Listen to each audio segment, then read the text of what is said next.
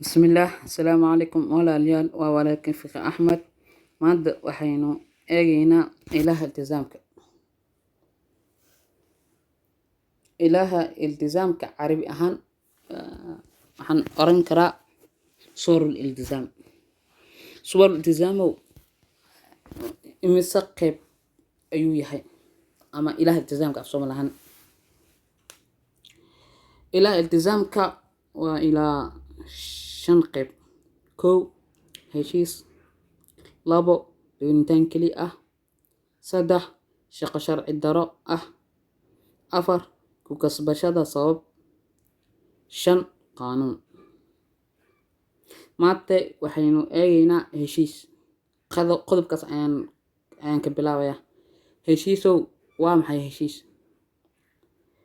Ama qeexida heshiis waa maxay heshiis? Aan isla fiirino. Waa isku xiraha togan ee uu soo saaray mid ka mid ah dhinacyada aqbalida dhinaca kale, taasoo muujinayo saameynta isku xirka shayga laga heshiinayo iyo labada daraf heshiinayo.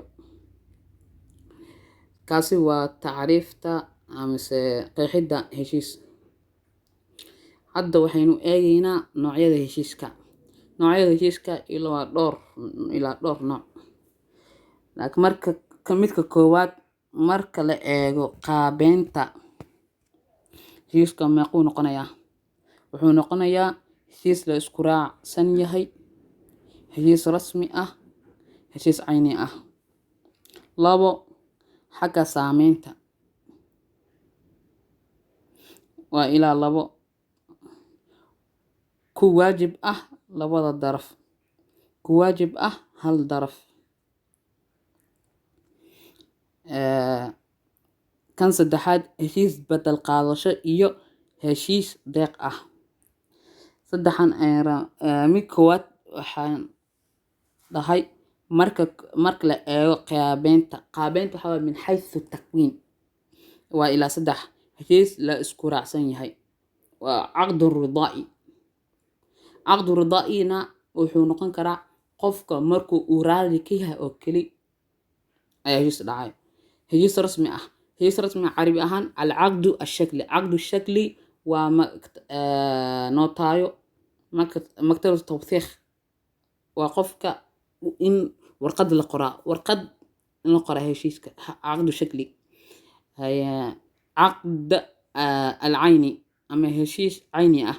Heshiis cayni ah waa shayga oo lagu heshiinayo labada daraf waa in ay keenaan xagga saameynta ku waajib ah labada daraf, mulzimun lijaanibayni. Labada daraf labadood kan kale awood wuxuu leeyahay, mid kalena awood u leeyahay. Kan kalena heshiiska ka bax haduu dhaho, kan kalena heshiiskan waa ka bax karaa. Laakiin qaybtan hoose ku waajib ah hal daraf, mulzim lijaanibin waaxid waa hal daraf oo keli ayaa awood u leh, kan kalena ay u meerina. Kan kalena waa in uu aqbala ama dhaho kuma jiri.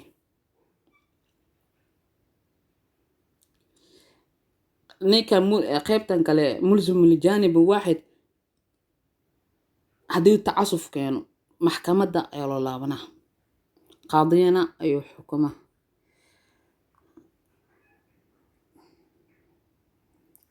Heshiiska badal qaadasho iyo heshiis deeq ah.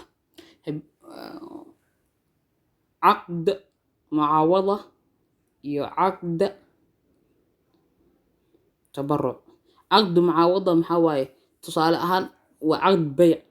Qofkan kan ka qaadatay midkan ay ku siinaa waa dhamaatay. Caqdu kan kalena deeq waxay noqonay qofkan tusaale ahaan hibada oo kale. Hibada qofka waxa siinay kanka asna wax kuma siinaa. Nabi Muhammad sallallahu alayhi wasallam wuxuu dhahay tahaadu tahabu. Qaybta saddexaad afraad heshiis xadidan iyo heshiis mala ah. Heshiis degdeg iyo mid joogto ah. Heshiis degdeg ah waxa waaye beeca sida caqdi beec oo kale caqd heshiiska kala gadashada caqdi beecna qofka wax ka qaadana adana waxa siinay waa dhamaatay adu wax ka qaadana asana waxa siinay heshiis ma joogto ah tusaale ahaan waxa waaye caqdul iijaar kirada oo kale kirada bil oo kale ayuu soconaa bishaas waa joogto adii lacag siinay adina manfaco ayaa helaysaa oo guri ayaa degnaanay amase shayga aad oo ku kireysatay ayaa manfaco ahaan u haysanay waa ka faa'iideysanay hadda waxaynu eegaynaa tiirarka heshiiska waa ilaa 3 meeshan ku qoran kow raali ahaansho labada daraf waa in ay raali iska yihiin meesha qasbid iyo ikraah ma jirayso 2 mowduuc 3 sabab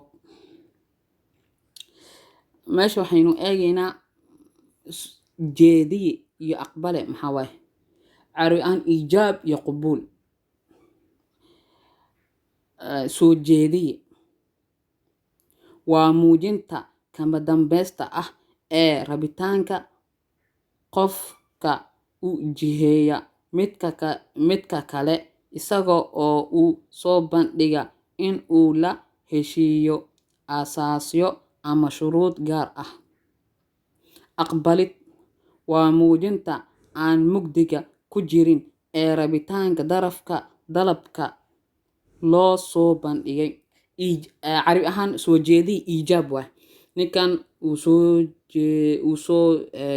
uu soo jeediyay kan halas kuma gadanay aqbalidna waxa waaye hawaan ka aqbalay tama halas ayaan ku gadanaa ama soo jeedi kaas waa ijaab aqbalidna midkaas waa hadda waxaan rabaa qodob ka mid ah xeerka madaniga Soomaaliya inaan tilmaamo qodobkaasi waa qodobka 95 aan isla fiirino haddii ogolaanshuhu uusan waafaqin rabida wuxuu noqonayaa diidi ay la jirto rabid cusub qodobkan waxaynu tilmaamay ninka ijaabka ah ayaa waxaan halas u gadanay ninka kalena oo dhahay meesha loo baahnaa inuu aqbalid sameeyo ijaab cusub ayuu sameeyay qodobkaas 95 kaas sida ay ka hadlay hadda waxaynu eegaynaa u dambeyn ahkaamul akhyaar noocyada khiyaarka meeqa waa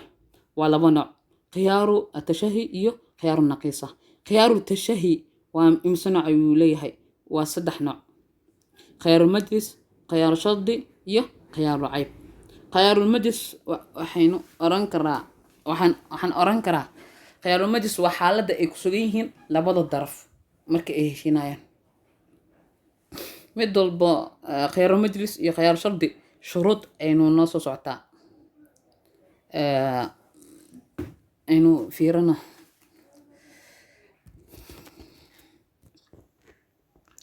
khiyaaru almajlis xaaladda lagu sugan yahay maxaa loo shardiyaa wala shardi oo kali labada daraf waxa u sugnaaday khiyaarul majlis inta fadhiga heshiiska dhamaanin 2 ama waxay doortaan daruuriga heshiiska sida ay yiraahdaan anaga ayaan dooranay shuruudaha khiyaaru shardi loo shardiyo waa ilaa 4 shardi waa in uu muddada la og yahay 2 waa in uu ku xiran yahay shardi waa in uu isku xiga maalmaha